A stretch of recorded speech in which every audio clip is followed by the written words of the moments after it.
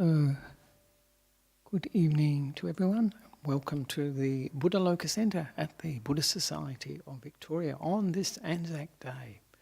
So very good that we are gathered together to practice meditation, because meditation's aimed, isn't it, at increasing the peace in the world, increasing the peace in ourselves, reducing the negative states of mind in ourselves, which are the fuel for conflict, violence, and for war. So we're doing a very good thing on this Anzac Day. So it's our little bit of our contribution to peace in the world. And if more people did it, it could have a bigger impact. I remember the TM meditation movement was aiming at that, sort of increasing world peace by increasing the number of meditators. We still seem to have quite a few conflicts going on, especially in the Ukraine and other places. But it's the reason for that, of course, is very obvious, that it's the defilements in the human mind. And so only if we remove those will that actually lead to peace. Or we develop, the other side of it, of course, is developing these positive, wholesome states which overcome the negative ones, like kindness and compassion, and being joyful for other people's success and good qualities, and having equanimity or acceptance of ourselves and other people. So they are things that can contribute to world peace in a positive sense. So as usual, the meditation will consist of, an introduction, and then a guided meditation for 45 minutes, and then questions and comments, complaints, whatever, afterwards, and we can do that. So this evening I thought, I like to have a variety of meditation techniques that we use, different approaches, and I think, it's very useful for the mind, because the mind's never exactly in the same place, and it may need something different from each time we sit down, even, really. And this is important to realise. The mind's never quite at the same place, and it's like if we do things exactly the same, or in terms of our meditation practice or in daily life even, we can become bored with it. It can not work for us. The mind is a very, as we all know, very dynamic phenomena. It's changing all the time, and the moods come and go. So we actually need to look at what the mind needs, and what approach, what motivation, what positive or wholesome emotion we can bring up to deal with the negative states of mind that can take us then, when they settle, can take us deeper into meditation. But this evening, I thought to do some meditation I haven't done for a long time. I like doing it, actually. It's sweeping meditation or scanning meditation. Have you heard of scanning meditation or sweeping meditation? People heard of it? Very famous. Who made it very famous? I think most people know. Goenka. Goenka made it very famous. I like scanning better than sweeping, because it's a bit confusing, when you say you sweep the body, we often think of a broom or something like that. But if we think of scanning, we're used to that idea, that term. And I think of it like an MRI scan, these, I don't know if you've had them, the sort of these tunnel-like things, you go in and they scan, usually just parts of the body, not the whole body. Or they can do the whole skeleton, I guess. And so this is the scanning meditation. And as I said, it's we can ask, now, what is the purpose of the scanning meditation? I think it's very obvious that it's when we scan the body, we're looking at the different sensations or feelings in the body. So it brings us into the present moment. And it's actually quite a good meditation in terms of keeping the mind involved. With the breath meditation, watching the breath, the mind can wander off, because the breath is very subtle and very calming too. It's very calming. So this scanning meditation is more interactive, keeps us involved, keeps us aware. So it's, and of course, that brings us into the present moment. That's the purpose, really, to bring us into the present moment. There are other purposes too. Once we have developed this mindfulness, sati, we're in the present moment. We can also develop wisdom about what we're experiencing, and we can also develop calm, the body and the mind calming down. It can have both these qualities. In actual fact, we usually need quite a bit of calm in order to develop really sharp or penetrating wisdom, deep wisdom, because then the mind is settled, it's calmed down, and we can see things, as we usually say, as they truly are, and not through our delusions, through the distortions of our minds. And it can also have, it's often thought of as having, and it can have health benefits. Meditation can have health benefits for the body as well as the mind. And so this is something that we can, especially with the scanning. I remember Ayakima used to often say it was very good for the health. And I know Mahasi Sayadaw, for instance, he didn't use the scanning meditation, I should say. He used his own technique. He calls it Satipatthana.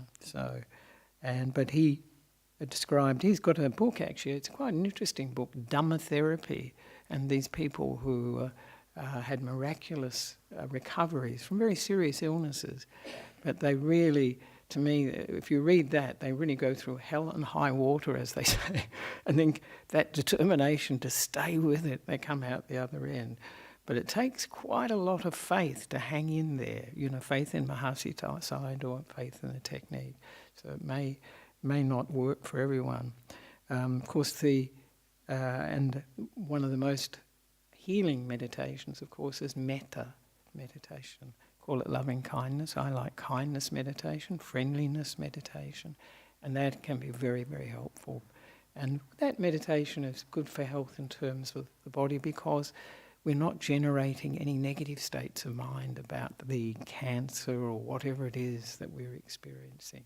We've got this positive, this quality of mind that's friendly and warm, accepting things as they are at the moment.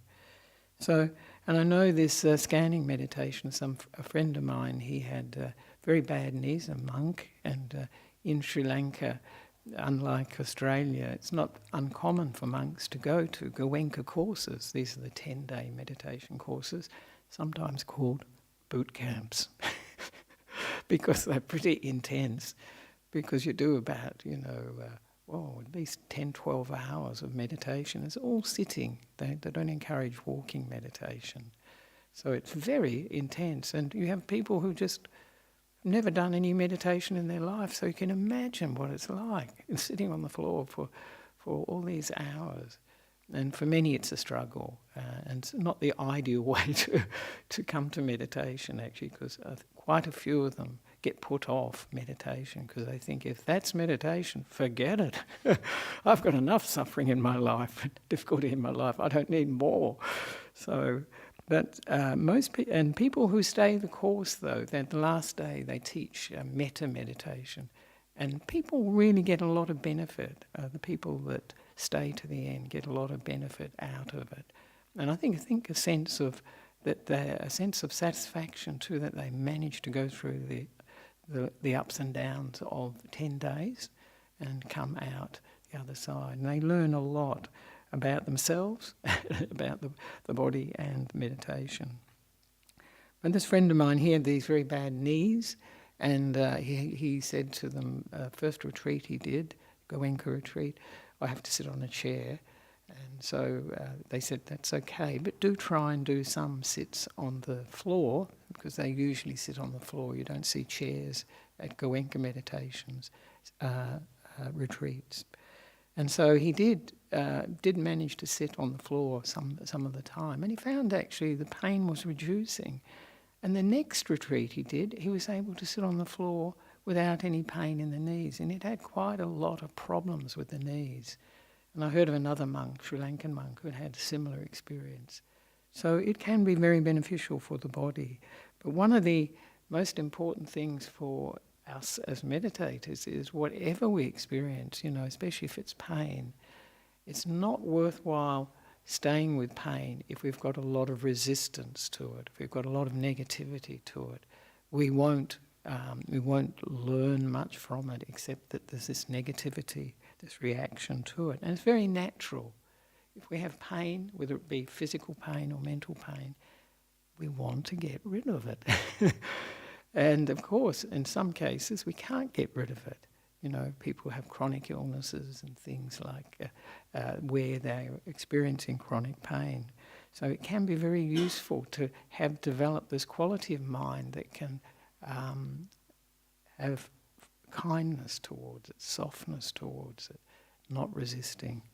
And so this is a way we can actually learn about the different types of feelings that we have, painful feelings, pleasant feelings, and so on.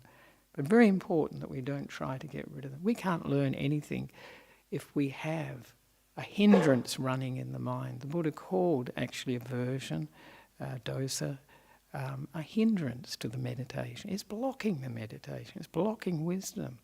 So if we did have this aversion to the pain, which is really natural, best not to go there. Either to change the posture slowly, mindfully, change the posture, or just bear with it as long as you can and then change. But it's not very productive for the meditation, because if we just sit there gritting our teeth, my goodness, how unpleasant is that going to be? At the end of it, we think, wow. We feel exhausted and we feel this negative state of mind really actually increasing.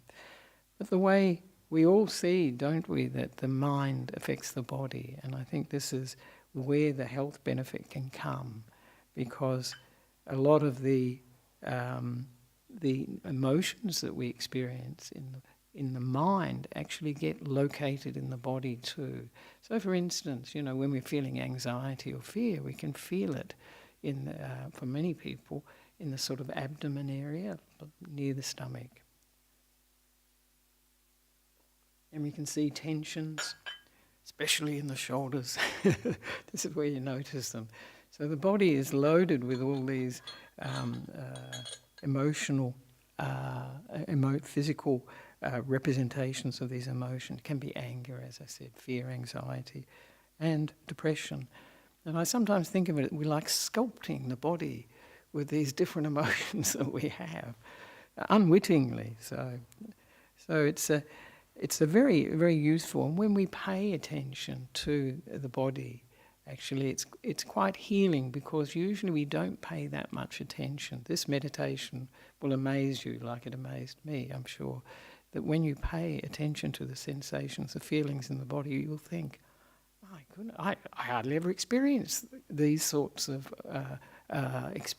feelings, like you can have sharp pain, so you can have pressure, you can have itching, all these things. We do from time to time do experience these things, but when you do this meditation, you really notice it much, much more. And it highlights one of the things the Buddha mentions is that whatever we pay attention to, we will increase. We can see more of what's going on. And so, as I say, when we do pay attention to the body, it likes it actually, because most of the time we're ignoring it. And this attention is, provided it's mindful attention, it hasn't got a lot of aversion or negativity in it, or if it's metta, that's even better. We're giving attention to the body. And I often liken it to, if we are paying attention to a person, if we're not paying attention to the person, there's somebody that we are speaking to us and we're looking around and not looking at our phone or whatever we're doing, not paying attention to them, they don't like it. And in the same way, the body really appreciates, this attention that we can give it. It's very healing. And I know Ayakema, she used to have this idea that it was like, when we do the scanning meditation, it's like cleaning out all the rubbish and all the accumulation in a house. We're making space and we're letting go these things that clutter the mind, negative things usually, whether they be emotions or physical aspects of the body. And sometimes we hear of, classically, don't we, the scanning meditation as vipassana, and that's what Goenka was promoting it as, and particularly as Vedana vipassana. This is the contemplation of feelings. It's a little bit, to me, it's not quite as the Buddha taught, but I'll just go into that in a minute actually, but it is a very worthwhile technique.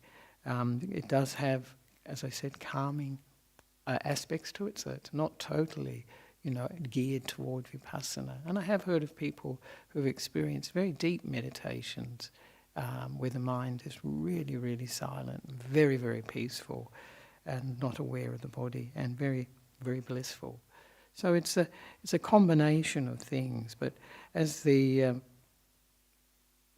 way that the Goenka is teaching it, the sorts of feelings he was focusing on, the sensations, and this is what we will focus on as well, are more like warmth and coolness, more like itching, as I mentioned, pressure, sharp pains, dull pains, heaviness and lightness, hardness and softness, tingling, that's quite interesting, maybe numbness, or some areas when we scan, you're not aware of any particular sensation, and that's fine too.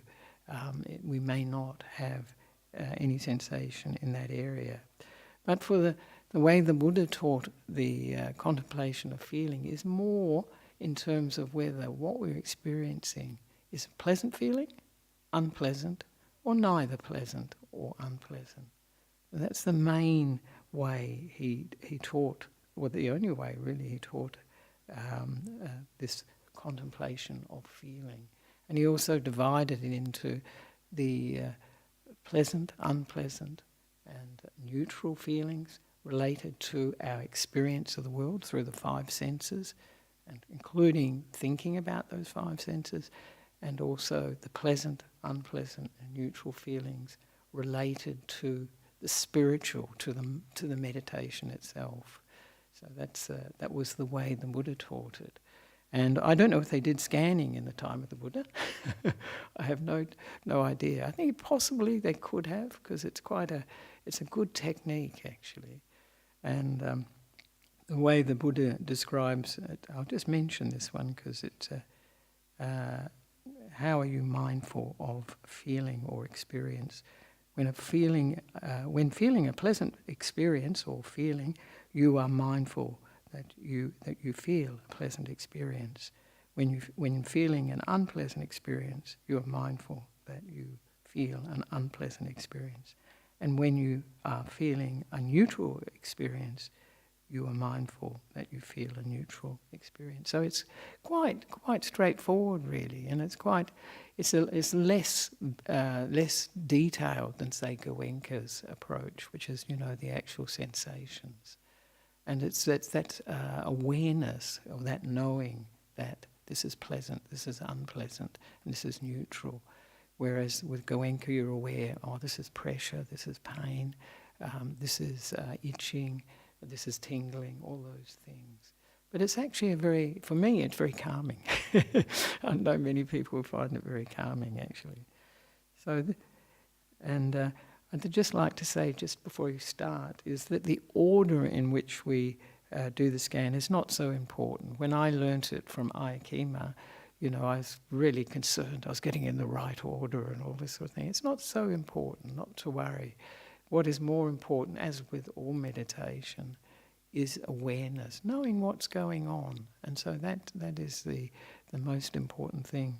And when we scan, because we scan from the top of the head down to the feet and then back from the feet up to the head. And when we do it, if we lose our place, don't worry, just start either at the top of the head or at the feet. Or if you remember where you're up to, then start from there. So that's the scanning meditation, and we can try that out and see how you find it. Have many people done this meditation before? You been to Goenka retreats? You have? Yeah, good, yeah.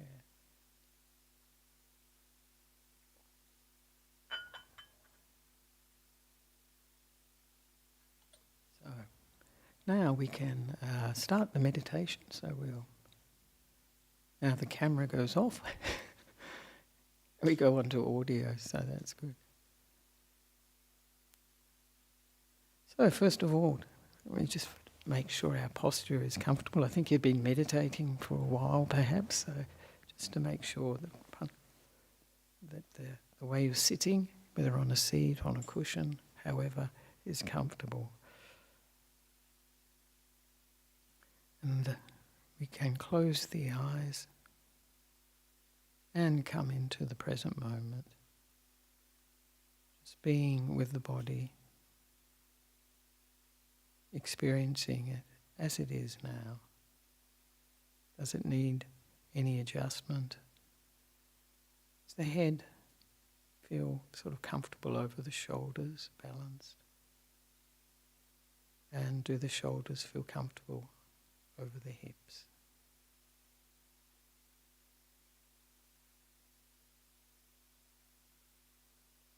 Seeing what the body needs.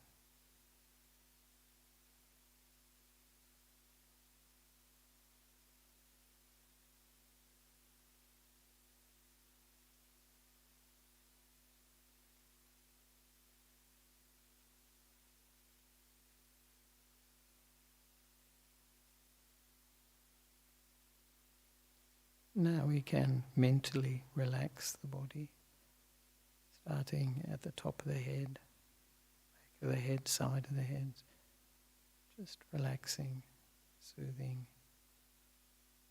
those parts of the head.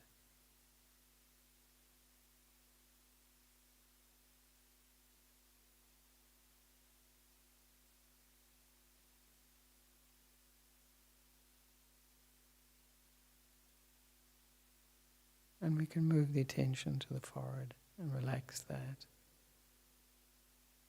soothe that.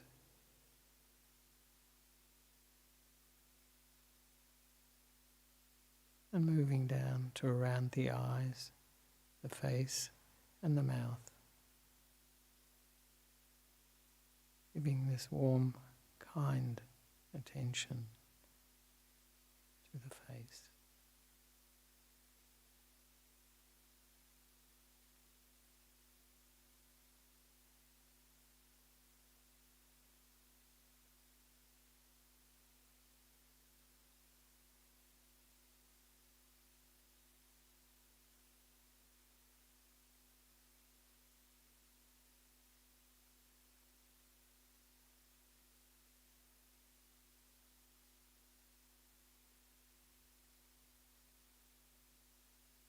And we can bring the attention to the neck, all around the neck, soothing it, giving it a mental massage.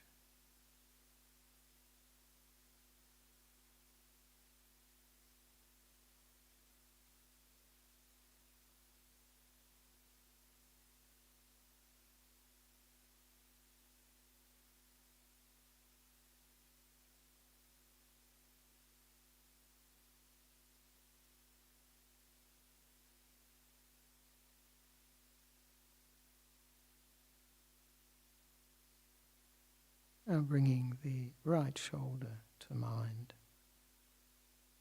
moving our attention along the right shoulder, relaxing it, soothing it, giving it warm, kind attention.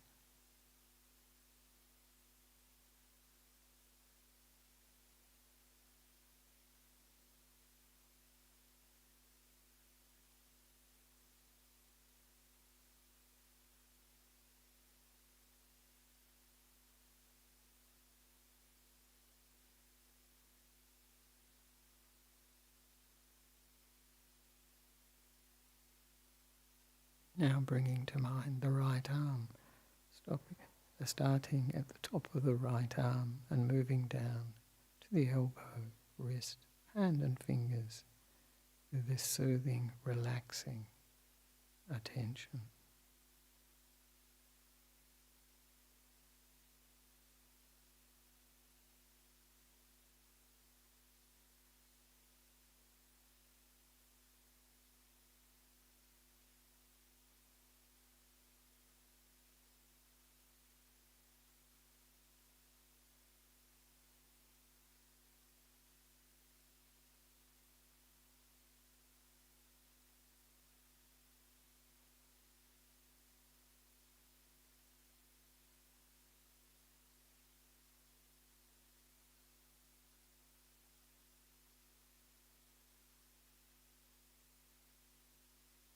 Now bringing to mind the left shoulder, moving the attention along the left shoulder, easing any tension, any stress, relaxing the left shoulder.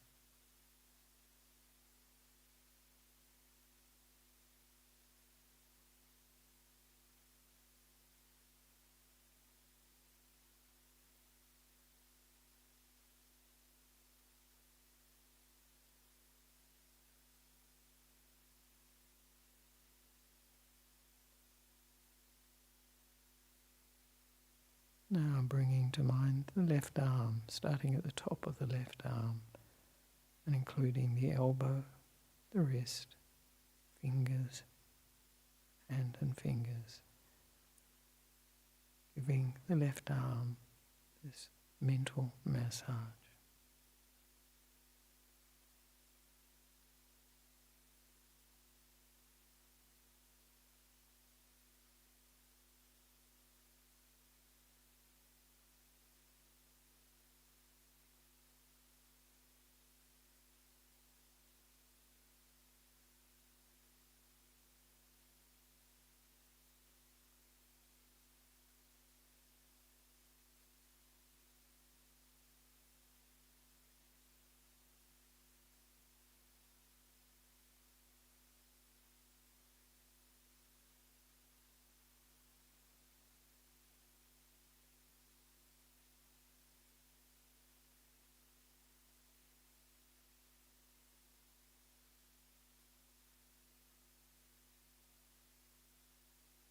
Now bringing to mind the back, just below the shoulders, and moving our attention down the back, relaxing it, soothing it.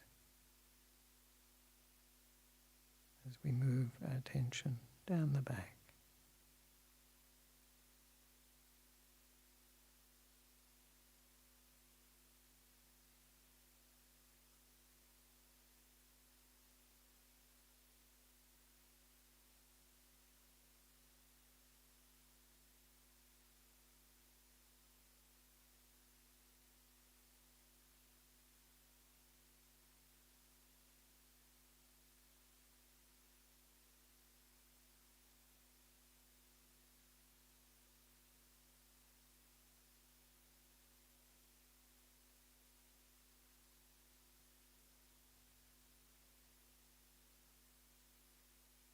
Now we can bring our attention to the front of the body and move our attention down the front of the body to include the chest, diaphragm, stomach and abdomen, giving the front of the body this warm, kind attention.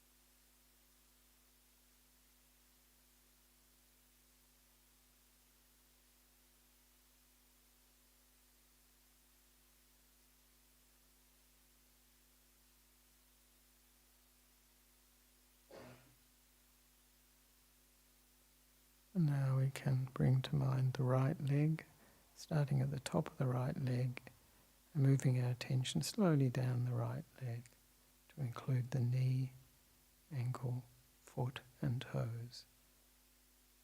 Giving this kind, warm, mental massage to the right leg.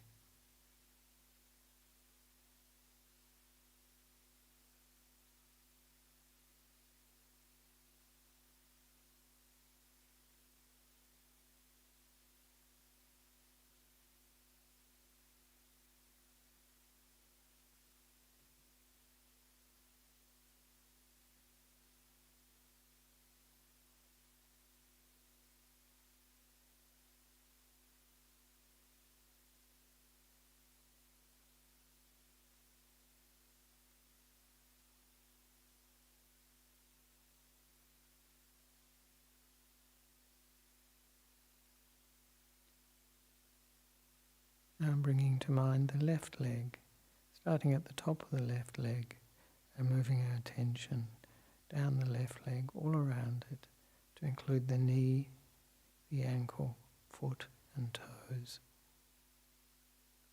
Soothing them, relaxing them.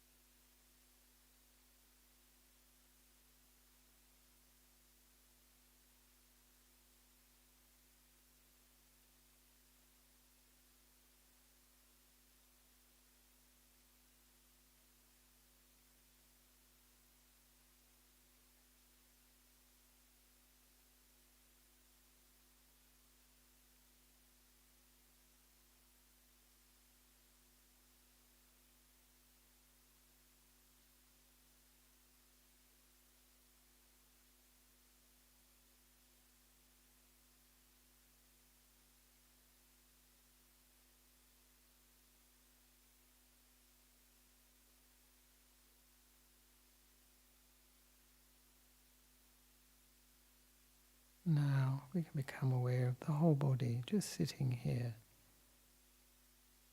in the present moment.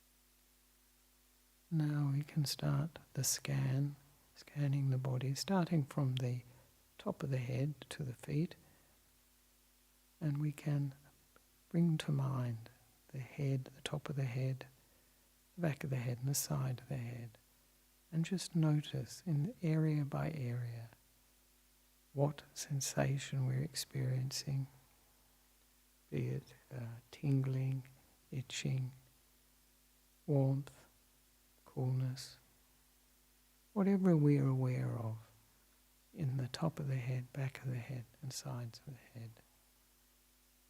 Paying attention, or just aware of the feeling, whether it's a pleasant feeling, unpleasant, or just neutral feeling.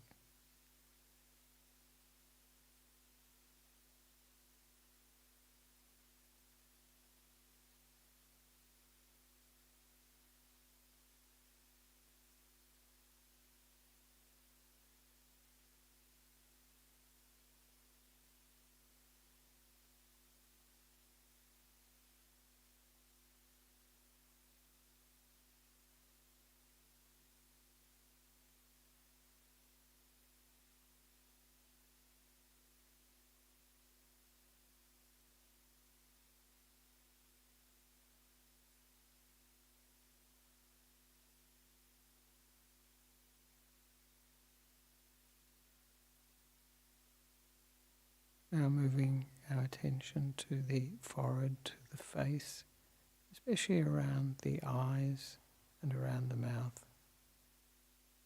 Paying attention, just observing whatever sensations we're experiencing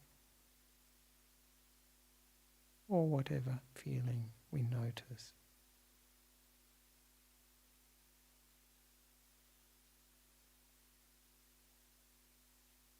Maybe there's throbbing, pulsing, whatever we notice.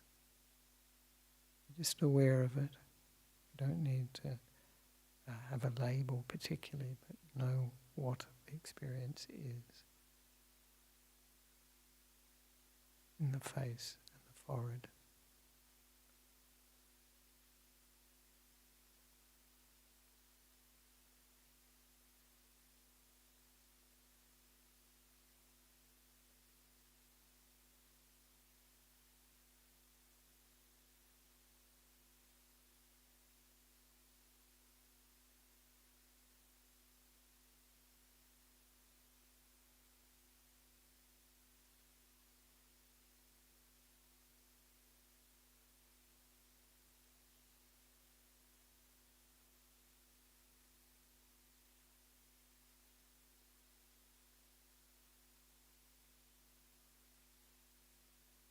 we can move the attention, the scan, down to the neck, all around the neck, just aware of any sensations, or just generally aware of what the feeling is in the neck. Is it warmth, throbbing, pleasant, unpleasant?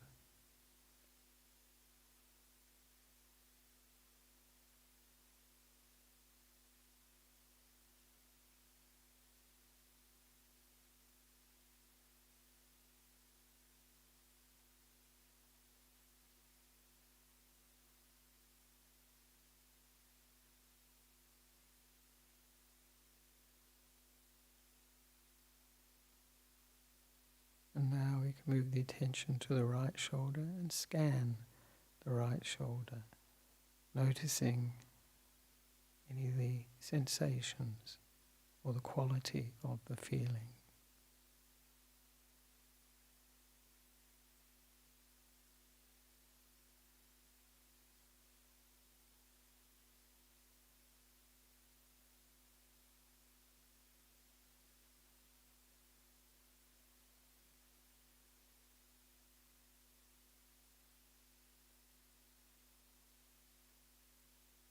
Any hardness, pressure, tension, whatever.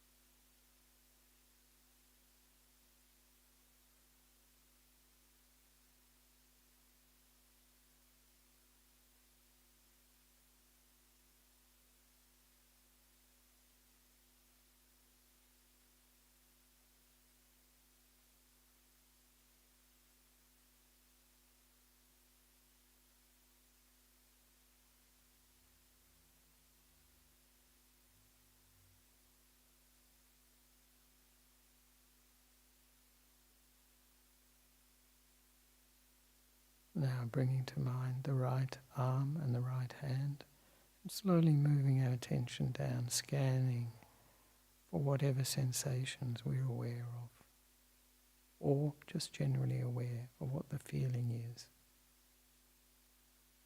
Pleasant, unpleasant, or in between.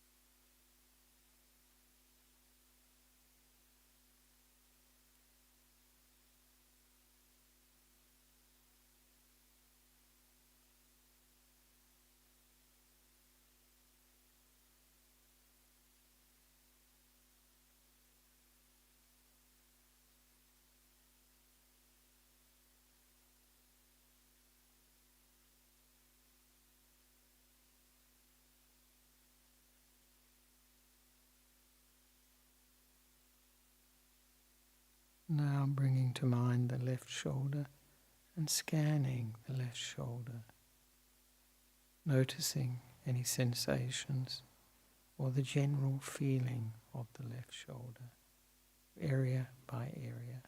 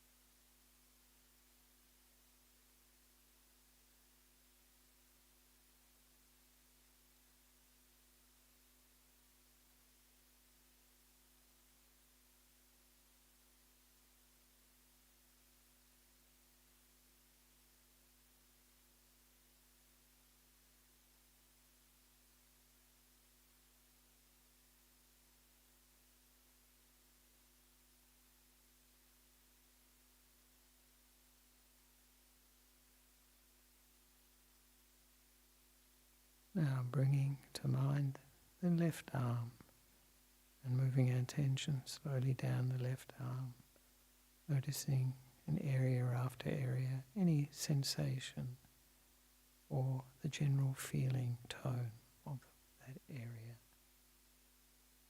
Moving from the top of the shoulder to the tips of the hand, the fingers.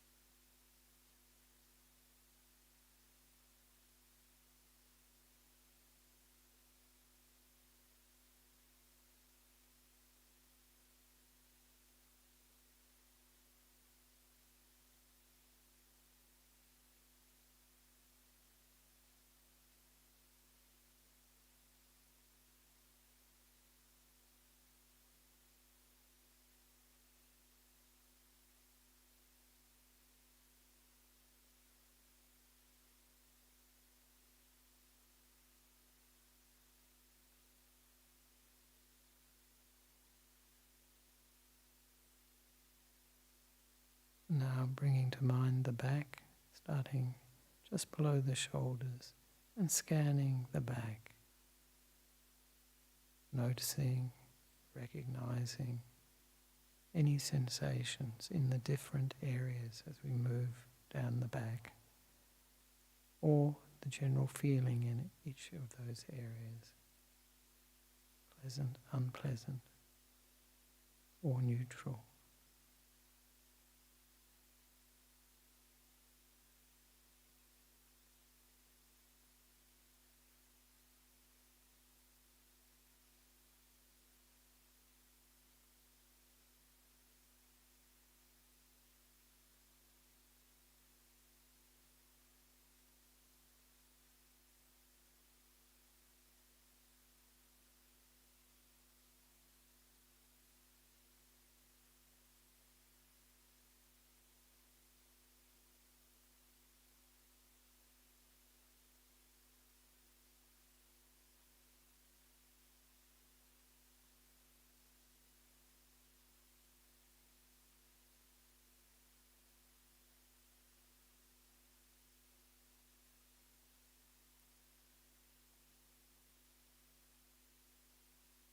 Bringing to mind the front of the body, moving our attention down the front of the body, scanning, seeing what's happening in terms of sensations, pressure, hardness, throbbing, tingling, whatever, or just the pleasant, unpleasant, or neutral feeling in the areas we're moving our attention through.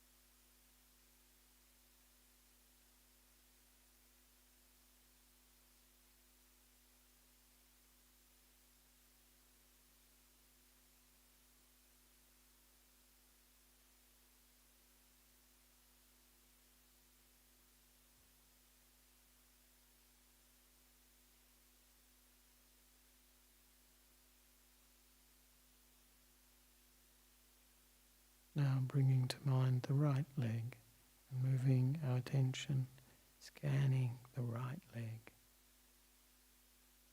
seeing what sensations are happening in different areas as we move the attention down the right leg to the foot, to the tips of the toes. Just noticing, or just noticing which area, for each area, type of feeling we're experiencing, pleasant, unpleasant, or neutral.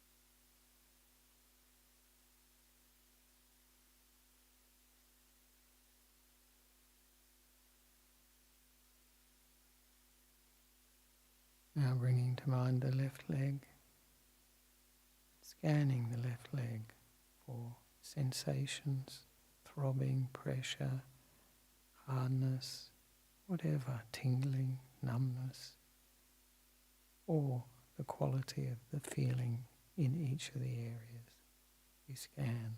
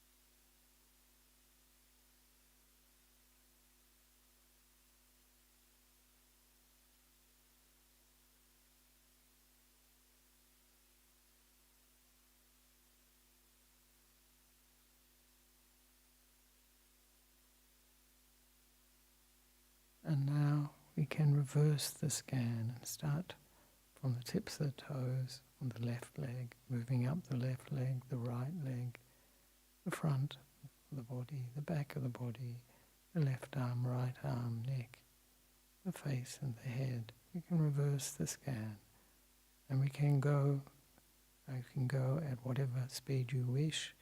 We can speed it up a little if we want to, and can think of it as like pulling on a pair of some sort of clothing, like pants or a tracksuit, wetsuit or something like that, pulling them up over the legs, the body, and then the arms, the neck, and the face and the head. So reversing the scan, looking at the sensations you're experiencing in the legs, the front and back of the body, and the arms, neck, head, face and head. And when we get to the top, we can reverse the scan again and go down. So we just keep going down, coming up, then going down.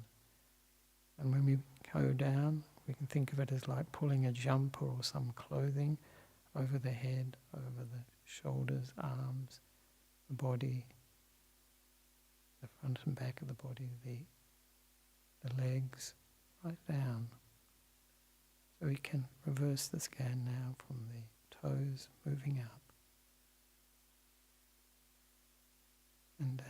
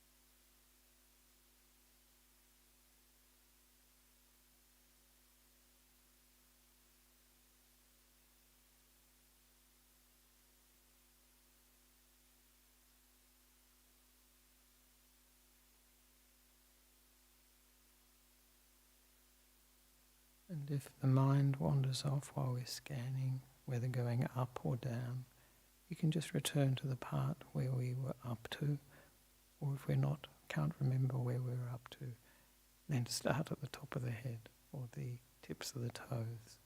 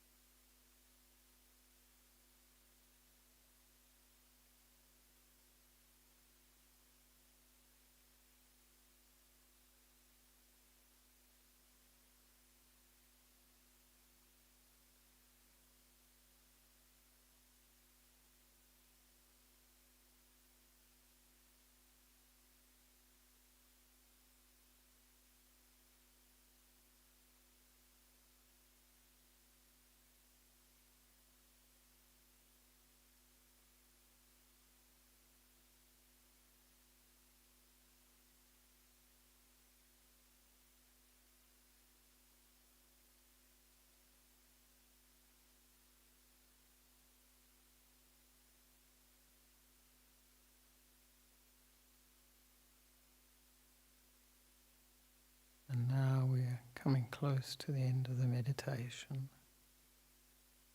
So we can just reflect on how we feel now.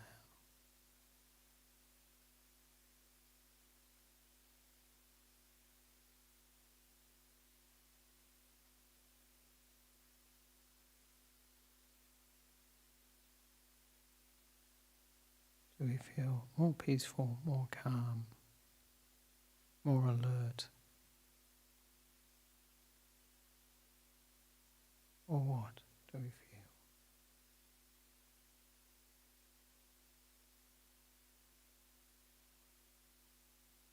And we can ask ourselves what sort of sensations or feelings did we experience that we were aware of during the meditation.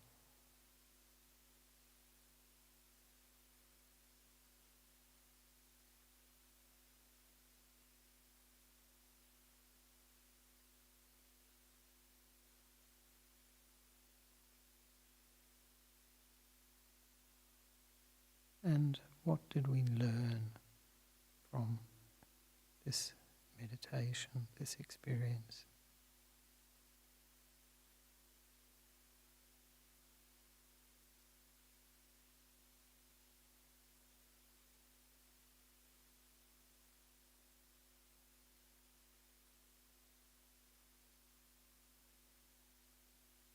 And what effect did it have on the mind?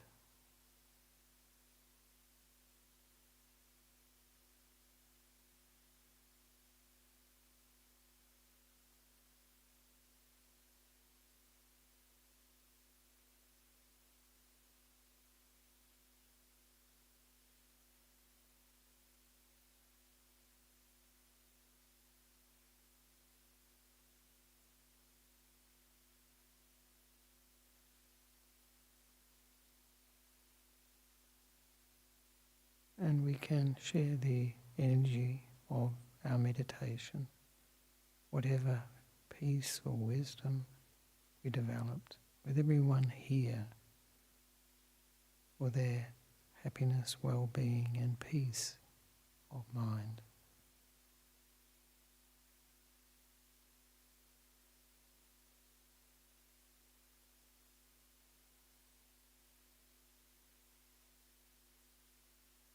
And we can expand that sharing of this energy of peace, wisdom, or whatever positive states we've developed with all beings everywhere for their peace, happiness, well-being.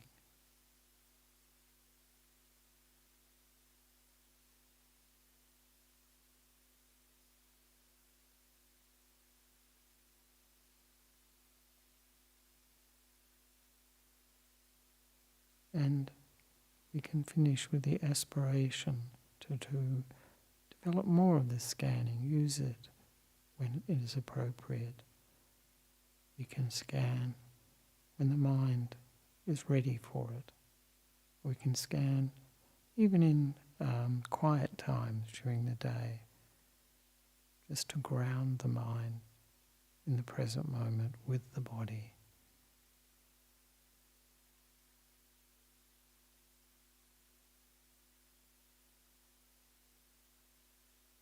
And now I'll ring the bell 3 times, and on the 3rd time, if you'd like to come out of meditation, you're welcome to. If you wish to continue, please do.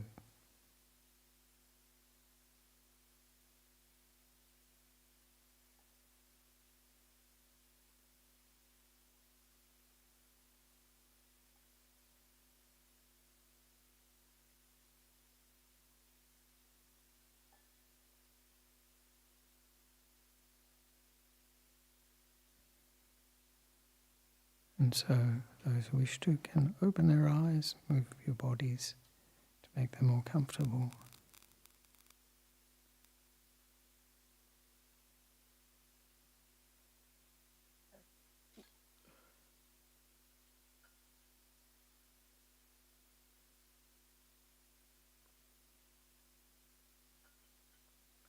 So, I hope that was an interesting experience for you, and that you got something from it. It's very important with the meditation, especially at the beginning when we relax the body. You might have thought, oh, is he scanning already? It's actually relaxing the body. It's very important because it is actually a form of mindfulness of the body, and it's kindness to the body. It allows the mind to settle into the meditation. Sometimes I get the feeling, maybe you get the feeling of the mind sinking, and that feeling of it settling. And so it's a very good way to condition the meditation, and then to do the scan after that. When I learnt it from Ayya Khema, she used to do it very minutely. It would take a long, long time. And she did it in two different styles, not Goenka styles. One was she called part by part, where you just went through the various parts of the body. And the other one, you do go through the parts, but then you look at the whole area that you've just scanned. And then you go to the next area and you scan that. And then you connect that area, the previous area, with the one you're scanning. And you continue until you do the whole body. And she said this one, she said, was very good for developing samadhi, for developing the mind coming together. So I think both of them are quite very good for that, actually. So. And it's I wonder if any of you've experienced feelings that you'd never, or sensations you'd never noticed before. Anybody have unusual things that they never noticed in their body before? No? No, well, I think I always feel it's a great success at the end of the meditation when I say, are there any questions? And there's no response. I think that's wonderful. The mind is peaceful, which is great. But if there are any questions, you're welcome to ask the questions at this stage.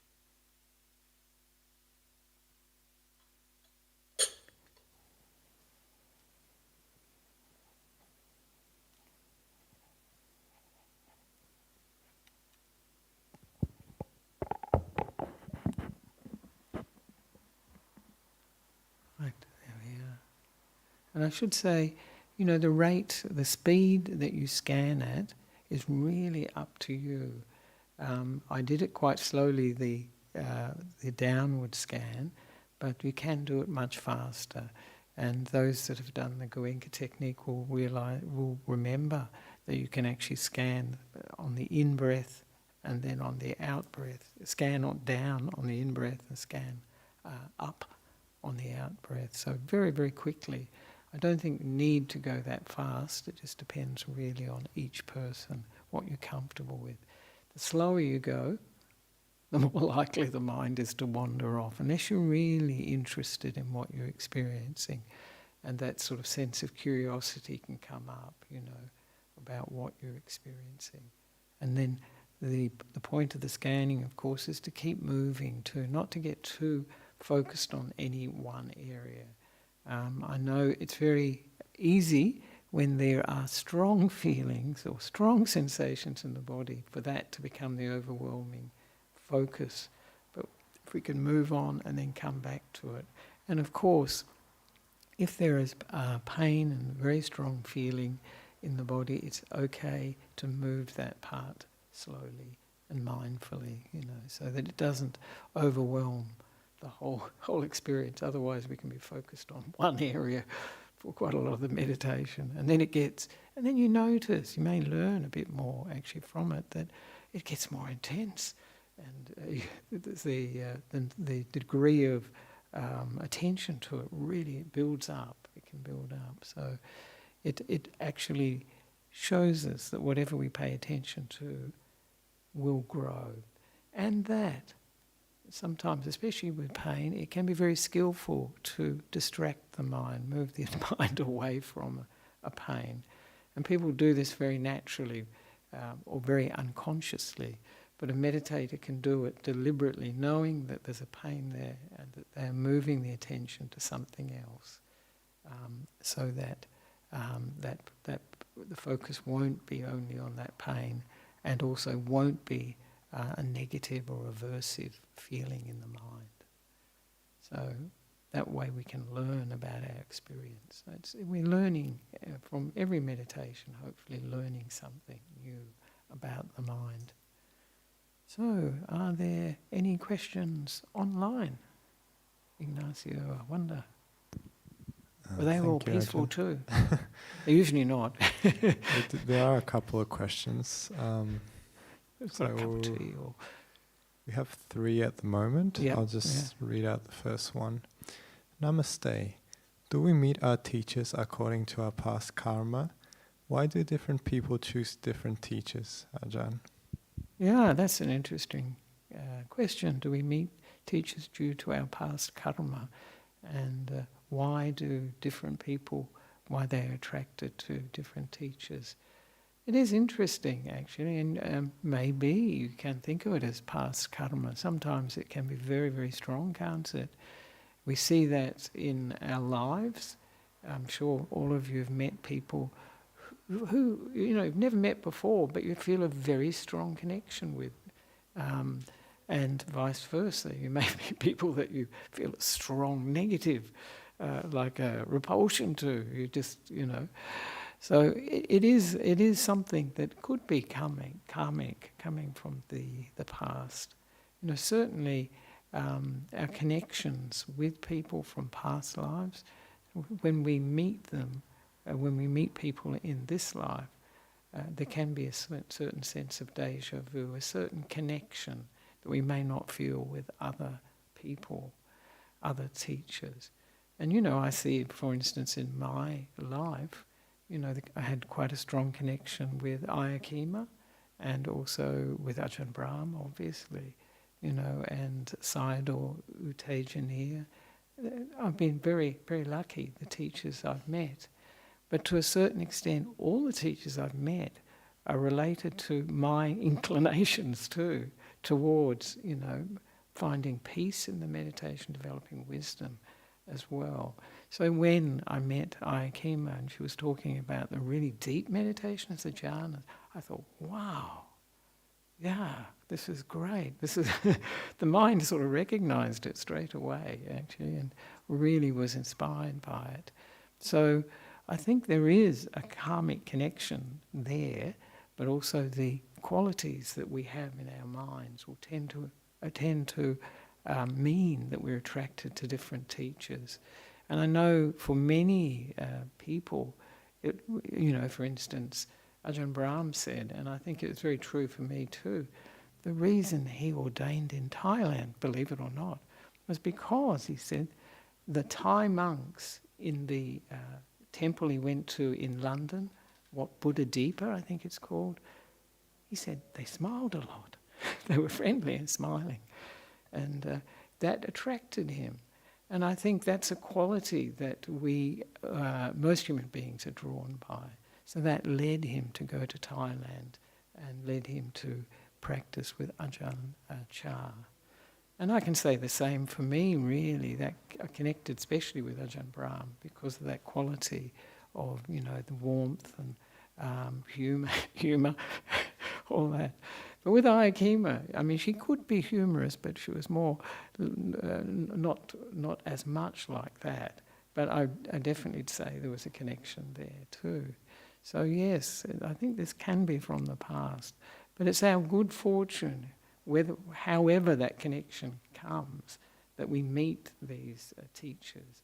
And really, the main ingredient actually for meeting these teachers is being open to learning, in not being as often you hear this simile, this metaphor of the full cup.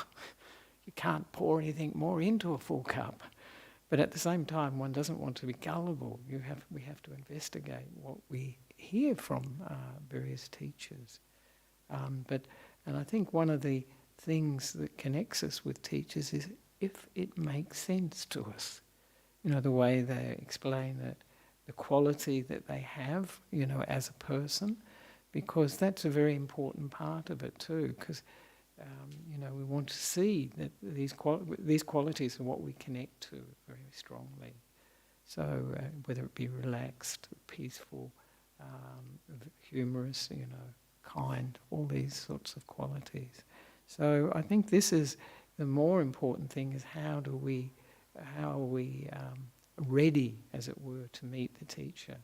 You have that saying, don't you? The teacher appears when you're ready. And I think when we're ready, everything is going to be teaching us, actually. We're open and inquiring and looking and seeking. Also with that, of course, there has to be a certain amount of humility, because if we think we know everything, then we can't learn, really. It's very difficult. And so that's important, and a sense of respect for this, for that teacher as well.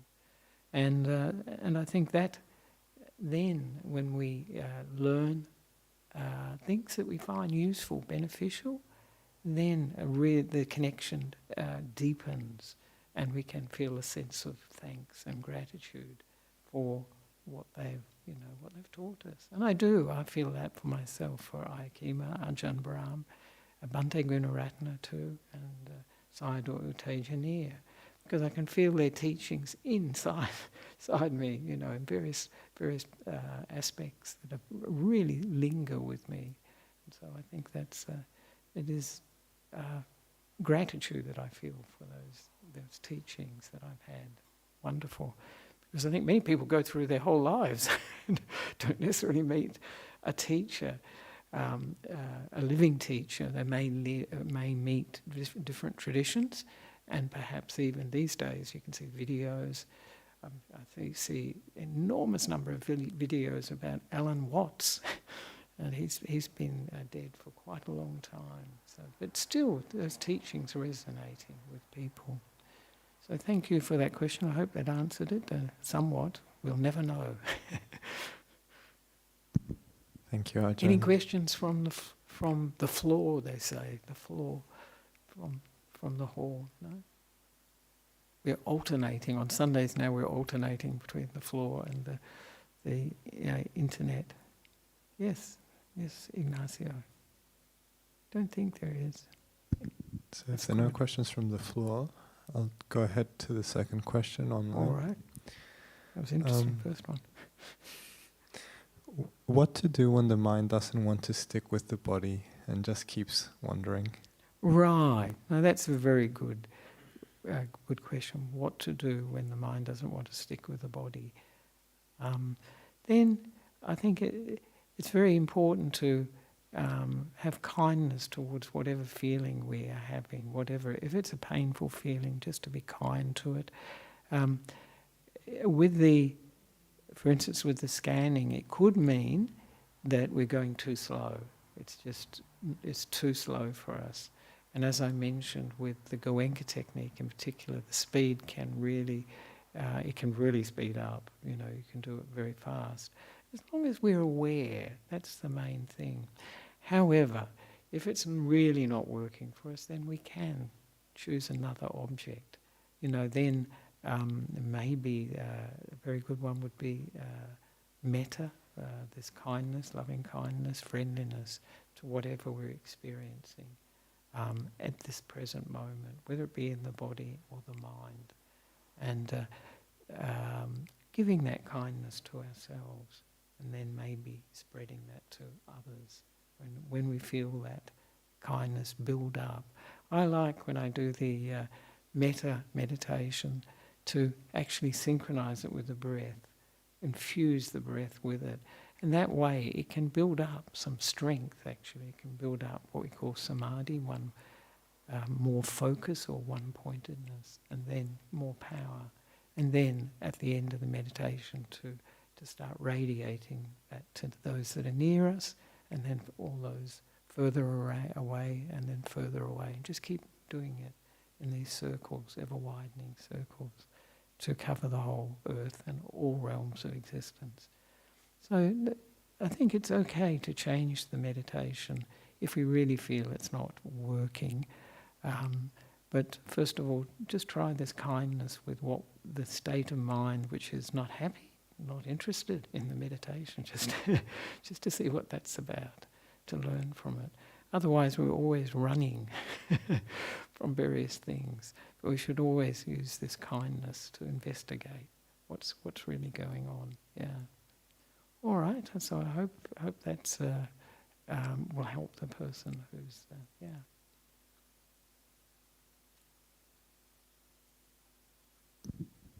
And I think. Thank you, Ajahn. If there are no questions from the floor, No, it doesn't. I'll just go to the third question. So I noticed my finger and it seemed connected to a memory and a feeling. Does that mean anything? Thank you. No, I'm not surprised. Some parts of the body could be connected with memories as well. Definitely with feelings. You know, we can experience feelings in various parts of the body. So as I mentioned, you know, the sort of abdomen area, that can be where you can get a lot of tension. If we're feeling fear, if we're feeling anxious, it can. And often we have this saying, butterflies in our stomach. That's another saying. So yes, when we scan, we can, I think, relax those areas and soothe those areas. A lot of the breathing techniques, I know one breathing technique I do, I noticed it really goes to that area. And I thought, wow, yes, maybe that's how it works. It's supposed to be very good for releasing anxiety, fear, those things. So when you experience a memory associated with a part of the body, it's possible that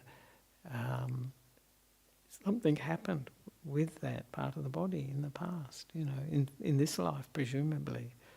You know, sometimes people have very bad injuries. I don't know if this was the case, you know.